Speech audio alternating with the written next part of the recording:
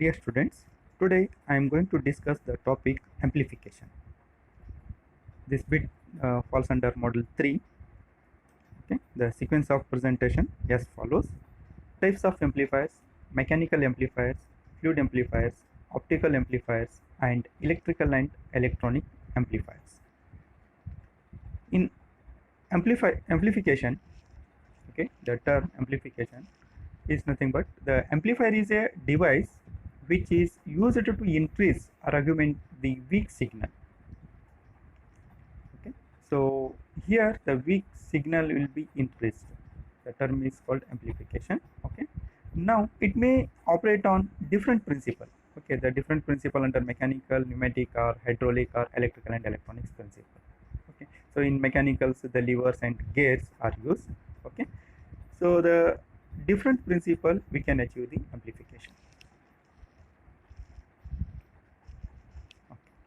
So now the gain of amplification or magnification can be defined as the ratio of output signal to input signal. Okay, the output signal is denoted as I0, I means IO, to input signal, capital I to small I. Okay, small I indicates input, small o indicates output. Okay, so since the I0, I are in the same units. Okay, so hence the dimension less quantity. The dimension is not there in this one because both the output and input quantities are same. Okay. So now in order to increase or greater magnification, we can go for two or more amplifier are arranged in series or cascade form. Okay. The overall gain of the arrangement will be given by the gain G is given by the product of individual gains. I repeat here, the overall gain is given by the product of individual gains of the amplifying unit. Okay, so IO divided by II. Okay, IO is the output, I is the input signal, is given by is equal to G1 product of G1, G2, G3. Okay, so now the next types of amplifier. Here these are the amplifier list out. Okay, mechanical amplifier, fluid amplifier, optical, and electrical and electronics amplifier. Okay, let us briefly overview on these amplifiers. First one is the mechanical amplifier. Okay, so here the mechanical amplifier, the first one is simple and compound lever. The compound lever has two or more levers linked together so that output from one lever provides the input to the other. Hence the amplification can be done. Okay, so this is the one example. Some figures also I added here. Just okay. So second one is simple and compound gears. The simple and compound gears trains are used quite frequently to provide mechanical amplification of either angular displacement or rotary speed. Okay, so here by seeing this figure it will be clear. The gear trains are used for the magnification. Sorry.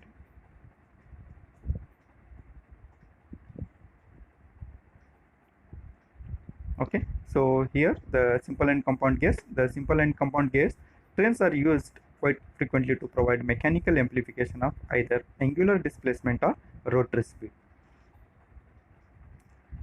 Okay, so here there will the gear strengths are used for magnification. So here if you are looking here, the A, B, C different three types of gears are here. Okay, the diameter is different and their revolution also it will be different. Okay, so if the B has the revolution, the C it will be rotate in higher speed than B. Okay, so B it will be for an example, B is complete to one revolution, the C it will be complete 2 revolution depending upon the gear teeth ratio. Okay, so here we can amplify the angular displacement, rotary speed we can amplify. Okay, similarly we can go for angular displacements. Okay, so this is the rack and pin-on arrangement. There also we can angular displacements we can amplify. Okay. So this is the burden tube. Here also the here also we can amplify the uh, here also we can amplify the liquid flowing through inside the burden tube, which it will be moves the pointer.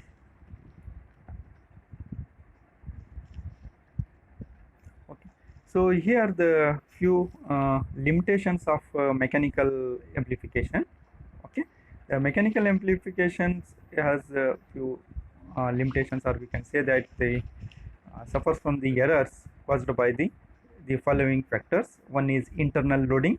When the, for an example, just now you have seen that gears, if one gear is coming over drawing to the other ones, it uh, the internal loading effect it will be happens. Okay, so second one is the friction at the mating parts. The figure as I shown here, the bit fits between mating parts, there it will be friction. And also when it will becomes in the rotating part, the friction will becomes in the picture. Okay, so elastic deformation, another one the problem, another one error we can say. And fourth one is backlash. The another one figure in rightmost corner I put one figure. There it will be transverse operating, also it will be said there it will be a backlash it will be created. Okay, this due to these factors the error it will be caused. Okay, now the mechanical amplifiers discussion is over. Now I'm going to discuss about the fluid amplifiers. Okay, fluid amplifiers may be classified as follows: hydraulic and pneumatic amplifier we can say. Okay, and hydraulic amplifier is when a small displacement is applied to a piston operating inside a cylinder containing some liquid. Okay, there occurs a large displacement of the liquid in the output tube. Okay, so inside the piston operating inside a cylinder containing a small liquid, this occurs a large displacement of the liquid in the output tube, which has a small diameter. Okay, so the example of this is the principle is employed in the mercury in glass. Okay, as we know, in a mercury thermometer. Okay, as well-known example here, in a mercury thermometer, a glass tube is filled with a mercury, and standard temperature scale is marked on the tube. Okay, so with this changes in the temperature, the mercury expands. Okay, and the temperature can be read from the scale. Okay, so this is the one example of hydraulic amplifier. Pneumatic amplifier is pneumatic methods are extensively used. Okay, it is used to apply it to any type of measurements. So next one is optical amplifier. Okay, optical amplifier is here a ray of light strikes the mirror with a angle of incidence I. Okay, small I is the incidence, and get reflected with the angle of reflection equal to the angle of incidence. Okay, it means what, the ray it will be strikes to the mirror. Okay, and the angle of incidence small I, and gets reflected with an angle of reflection equal to the angle of incidence. Okay, so the strikes a mirror with an angle of incidence I and gets reflected with an angle of reflection equal to the angle of. When the mirror is rotated, okay, here the mirror is rotated through an angle theta. Assume that the mirror is rotated. The angle of incidence changes to I plus theta. Okay, before rotation of the mirror, the angle between the incidence ray and reflected ray is 2I, and after rotation what it will be becomes 2I plus theta. Okay, so here what it will be happens, obviously there is a angular magnification of 2 theta. The 2 theta magnification it will be done, okay, between the incident and reflected rays. Okay, hence this is the basic principle is applied in optical amplifier. Okay, these are the examples is given: optical levers, galvanometers, mechanical pointer, galvanometers. Okay, let us begin with the electrical and electronics amplifier. Okay, The electrical amplifiers are used to increase the magnitude of weak voltage or current signals resulting from electromechanical transducers. Okay, so here we are amplifying the magnitude of weak voltage or current. Okay, so here some of the desirable characteristics of electronic amplifiers. Okay, here I list out it. High input impedance, so that its loading effect on transducer is minimum, so that the high input impedance, the amplifier which we are going to connect it to the transducer, it must have high input impedance, so that loading effect on the transducer is minimum. For an example, the transducer is giving 0.5 volt. Now we are going to amplify this 0.5 volt. We are connecting amplifier. If its input impedance is not enough high, so what it will be happens, the loading of sensor, it will be the voltage what it is there 0.5, it will be decreases. It is called the loading effect. Okay, I hope it is clear. So that the amplifier must have high input impedance, so that the loading effect on the transducer is minimum. Low output impedance, so that amplifier is not unduly loaded by the display or recording device. In what it is there in output side, it must have low impedance. Okay, frequency response should be good as that of transducer. Okay, these are the desirable characteristics of electronic amplifier. Okay, so here the brief I will worry on AC and DC amplifiers. Okay, AC amplifiers bandwidth is the range of frequencies between which gain or amplitude ratio is constant. Okay, so this is the figure which it will be gives the gain versus frequency. So that 0.7071 on the or 29.3 percentage. This corresponds to the frequency at which the voltage output amplitude falls by 70.7 percentage maximum value. Okay, so AC amplifiers are only capable of dealing with rapid repetitive signals, but are usually simpler and cheaper when compared with the DC. AC amplifier system, the amplifier drift and suppressed noise are not significant. Okay, this is related to the information about the AC amplifier. And the DC amplifiers, what it is, they're capable of amplifying the static, slowly changing or rapid repetitive input signal. Okay, the DC amplifier, the capable of the changing or rapid repetitive input signal. The DC amplifier systems are easy to calibrate at low frequencies. This is one more advantages, and have the ability to recover rapidly from overload condition. Okay, so the DC amplifier systems are calibrated at low frequencies, and it will be recover rapidly from overload condition.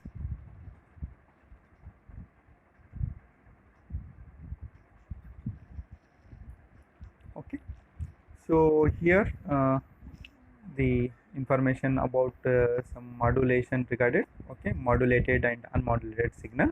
Okay, so here they are widely used modulation schemes are amplitude modulation and frequency modulation. Okay, so amplitude modulation is done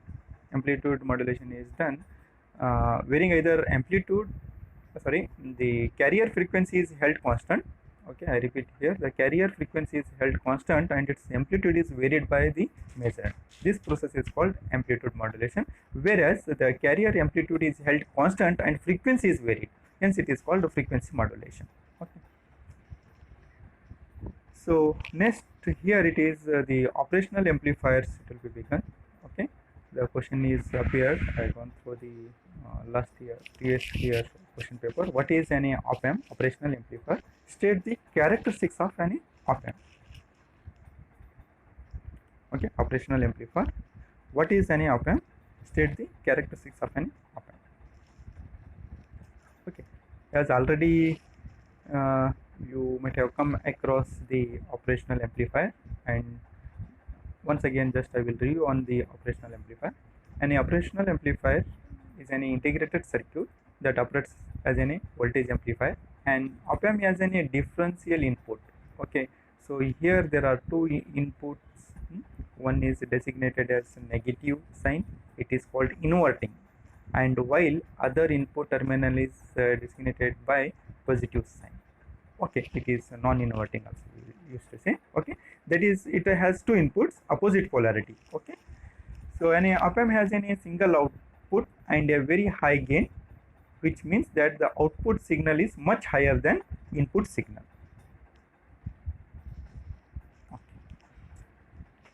It is also called because, sorry, it is so called because it can be employed to carry out many different mathematical operations.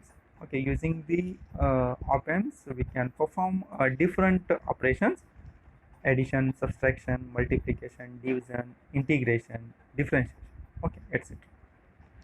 Operational amplifiers are linear integrated circuit that works on relatively low supply voltage. Okay, the op-amps works very low supply voltage. They are reliable and inexpensive. Okay, and Deal operational amplifier is device of infinite voltage gain, infinite bandwidth, infinite input impedance. Okay, so an op-amp may contain number of transistors, dozen of resistors, and one or two capacitors. Okay, here the few numbers are mentioned here, the op-amps. Okay, mu 709. Okay, just have to go through.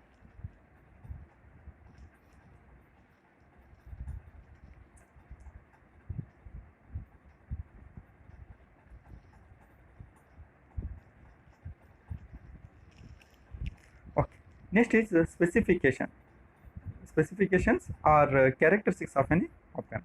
So the first one is input offset voltage. It is the voltage that must be applied at the input terminal to make the output voltage 0. So input offset voltage is nothing but it is the voltage need to apply to make the output voltage 0. This is about 2 millivolt for 741 amplifier. Okay. And also one point is here, the offset voltage changes with temperature.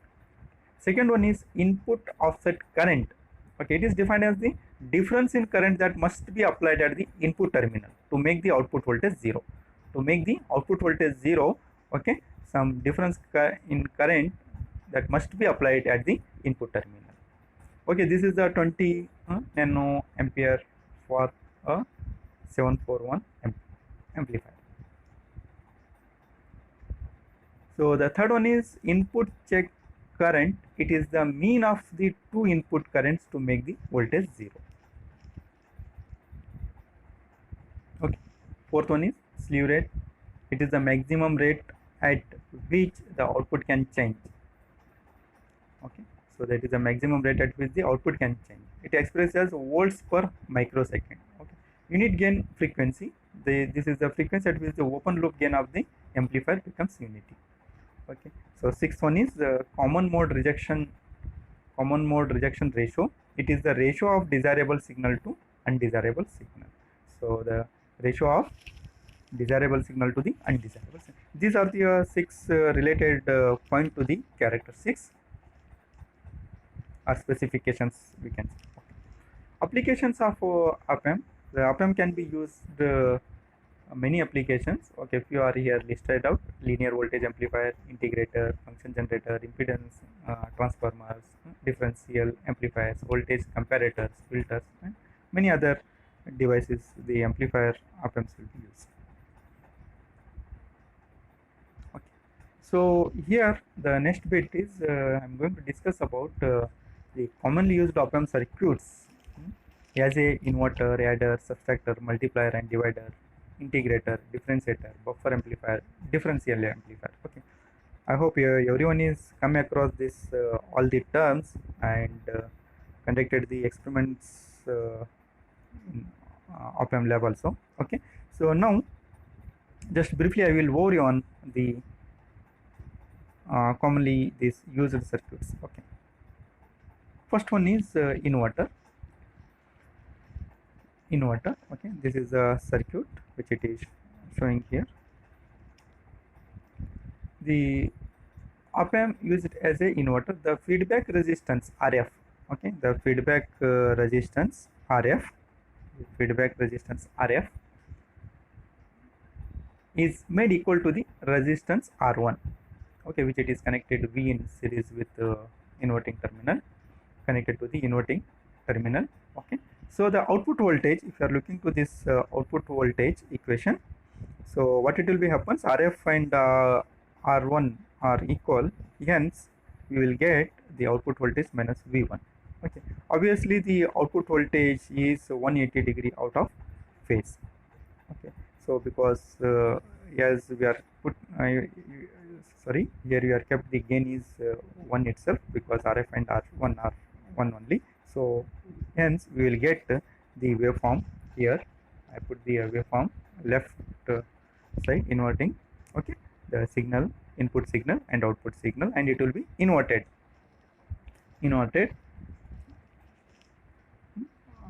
output voltage is 180 degree out of phase with the input voltage. Okay, so here if you are changing the gain, the output voltage will be changes here. If you are looking to this graph. Okay, so as changing the gain, we can change the amplitude of the output voltage. Okay, so second circuit is adder. Adder is here an op-amp based adder produces an output equal to the sum of the input voltages applied at its inverting terminals. Okay, I repeat here, the number of input voltages V1, V2, V3 are applied to the inverting terminal, so that it is also called as a summing amplifier, since the output is an amplified one. So here this is the equation, we will get the output voltage equation, as the R1 and R2, R3, RF are kept as an equal, hence the output voltage will be becomes V1 plus V2 plus V3. Okay. Third one is similarly subtractor. So here the difference between the two input voltage V1 and V2 allowing one signal to be subtract from another. So more inputs can be added to the subtract if required. It means we will get the difference of the signals which it is applied to the V1 and V2. This is the circuit diagram. Okay, so the V1 and V2 are two signals, and also we are kept the R1 and the feedback resistance, and R1 and R2 and R3 are equal, hence the V0 is equal to V1 minus V2. So here what means the difference of V1 and V2 we got. Multiplier and divider. Multiplier and divider. The op-amp can be used as a multiplier and divider. Okay. So in case the RF is greater than R1, okay, the circuit shown in left side acts as a multiplier, and in case RF is less than, feedback resistance is less than R1, it acts as a divider. Okay.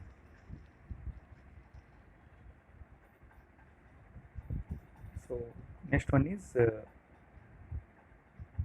divider. So this is the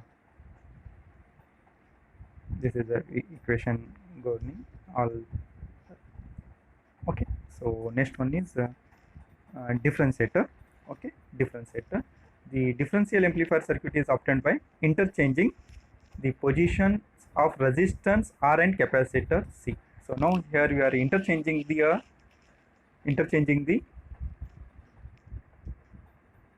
sorry, one minute.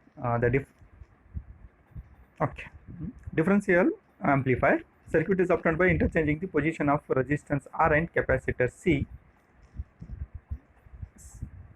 Okay, so here by the going through these equations, the output voltage is equal to the differentiated input voltage. I repeat here, the output voltage is equal to the differentiated input voltage.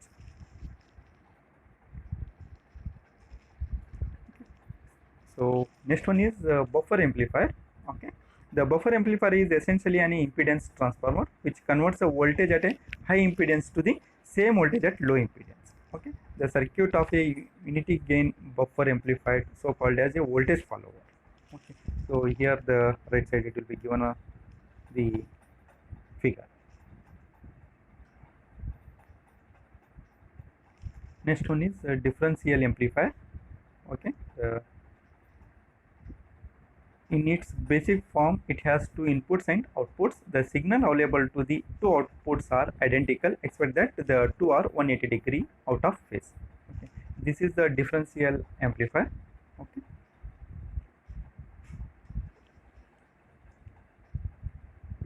Okay.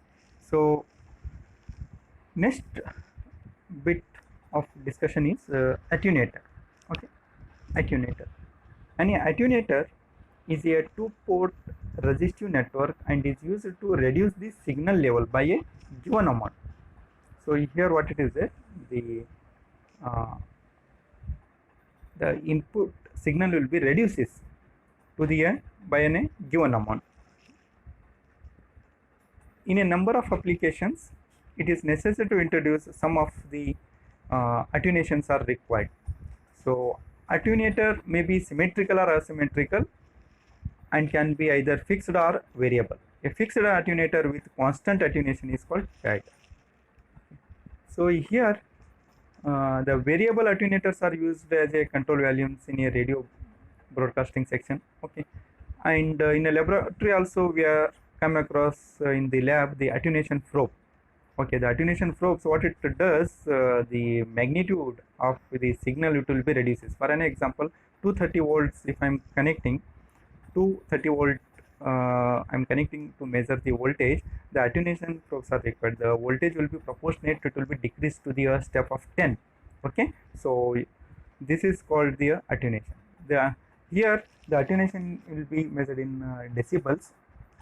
This is the equations it will be used, and types of attenuators are resistance attenuator, symmetrical, L type and Y type. Okay, so here it is not much discussion about the attenuator, only briefly it is given what is the meaning of attenuation and what is how attenuation it will be calculated using this equation and which are the types. Okay, here I will stop the discussion about the attenuation. So next one is the discussion about the filters. Okay, already you come across in the DSP filters.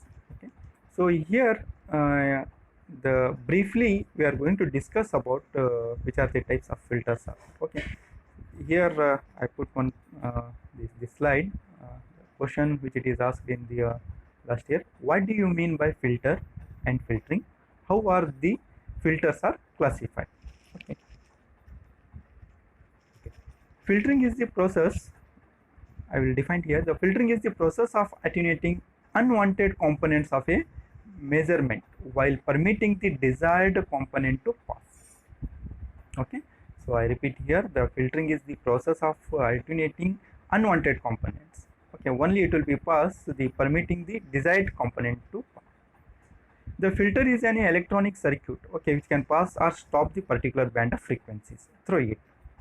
Okay, so I repeat here, the filter is an electronic circuit which it will be allows the pass or stop the band of frequencies through it. Okay.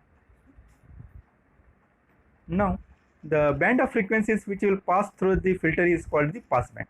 I repeat here, the frequencies which it will be passed through the filter is called pass band, and the band of all remaining frequencies is called attenuation bands. Okay.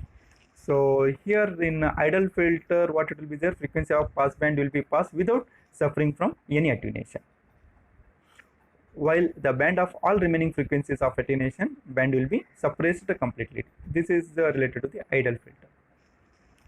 Okay, the classification of filters. The filters may be classified as follows: on the basis of passing and attenuating of frequencies.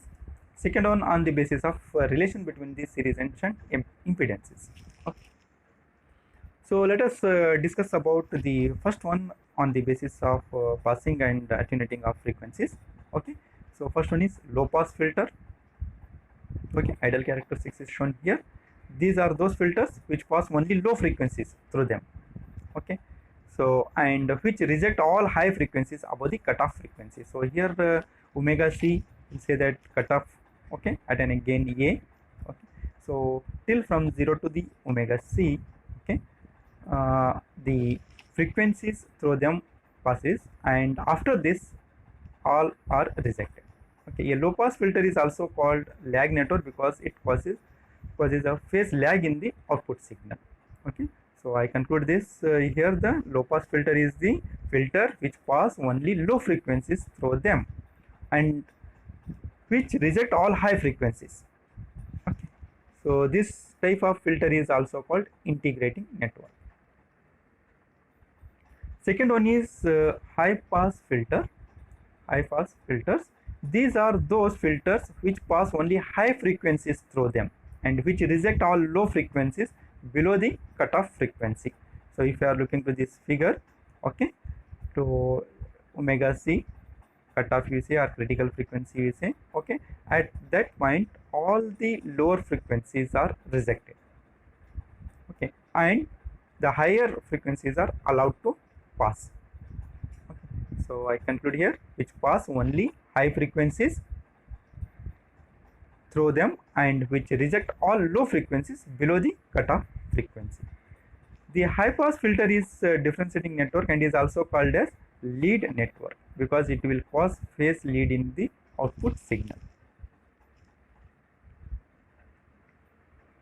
Okay, band pass filters. Okay, band pass filter, these are those filters which pass a band of frequencies through them and which reject all other frequencies to pass through them. So if you are seeing here band between omega c1 to omega c2, the critical or cutoff frequency omega c1 to omega c2, it will pass the frequencies and other it will be rejects. So now I conclude here that the which pass band of frequencies through them and which reject all other frequencies to the pass through them.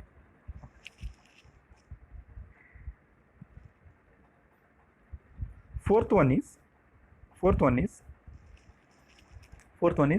band stop filters. Band stop filters. These filters, which are also known as band elimination filters, are those which reject a band frequencies. Okay.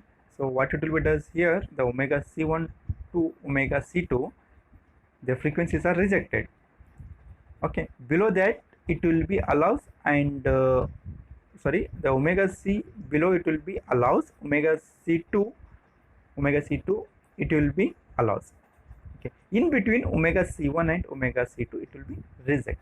Okay, so hence it is called band elimination filters, are those here which rejects a band of frequencies to pass them and which allows the other frequencies to pass through them.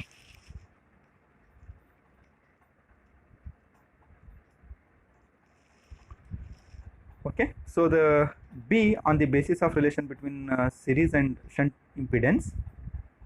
So constant filters. So here the filters, the series impedance Z1 and the shunt impedance Z2 are interrelated by the relations. So that it will be given here Z1 multiplied Z2 is equal to k raised to 2, where k is the constant independent of frequency. M derived filters. Okay.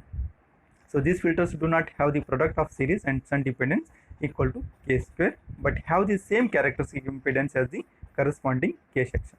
Okay, so here with the sharper attenuation characteristics we will get, but only the discussion is, I will stop here only, the related to the filters. Okay, now here this is one more slide is here. So what it is, the ideal characteristics of filter it will be shown.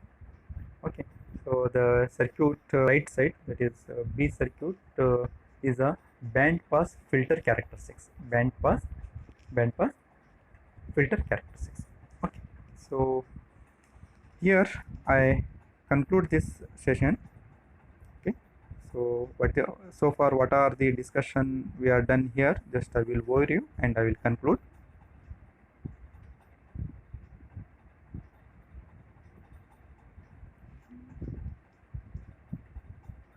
Okay,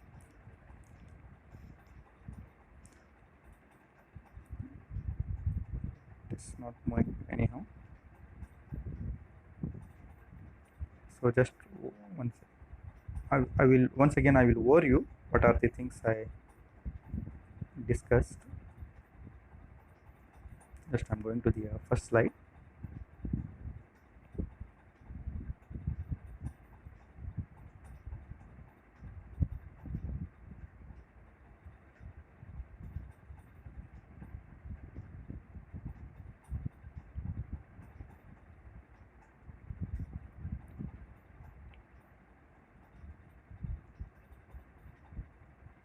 Okay, so here I conclude the sessions with few sentence. Okay, so far what we have discussed the types of amplifier. Okay, so under that different types of amplifiers you are come across, such as mechanical amplifier, okay, fluid amplifier, optical amplifier, and electrical and electronics amplifier. Electrical and electronics amplifier we are going to the op amps, and detail you have studied about the applications of the op amps. Okay, and finally filters we are discussed. Okay, low pass, high pass, band pass, stop band. Okay, so this with this I conclude the sessions. Okay, next I will make the video remaining syllabus under module 3. Okay, thank you for your listening.